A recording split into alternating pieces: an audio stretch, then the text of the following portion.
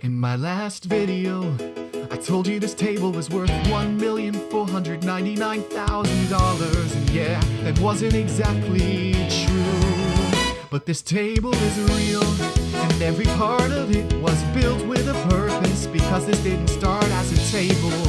It started as an idea to build something that would make people stop and question what they're actually looking at. So let me show you how it came to life. This wasn't about building something expensive. It was about building something that meant something.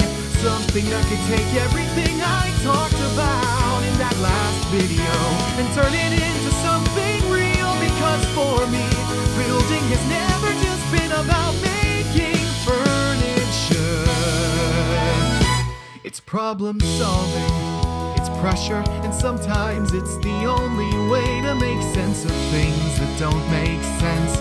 Every project starts the same way, just a piece of wood, nothing perfect about it. Cracks, movement, weak points, and if you don't understand those, the whole thing falls apart before it even begins. Kind of like everything else to build this, I used a jig and fastener system I designed myself. It lets me create a shallow mortise and tenon joint with a level of precision that's honestly kind of ridiculous. Because when something is under pressure, it needs a way to hold together. Wood has a breaking point, and if you don't respect that, it will fail every single time.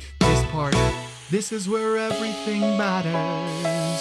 If this isn't flat, nothing else works. Every cut has to be right. Every measurement builds on the last one. There's no hiding mistakes here, and once this goes together, there's no going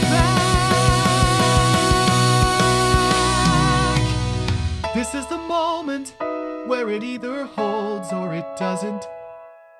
And this is where things almost didn't work, because no matter how much you plan, something always pushes back. And in that moment, you find out if what you built actually works.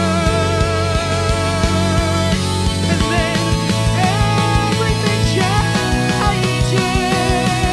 The great comes alive. The imperfections become part of the story, and what started as just a piece of wood becomes something people stop and look at. But this table was never about the table. It was about making people question the price, the value, the system behind it. Because once you stop and question something like this, you start to realize maybe it's not the only thing that doesn't make sense. And now the real question is, what happens if someone actually buys it?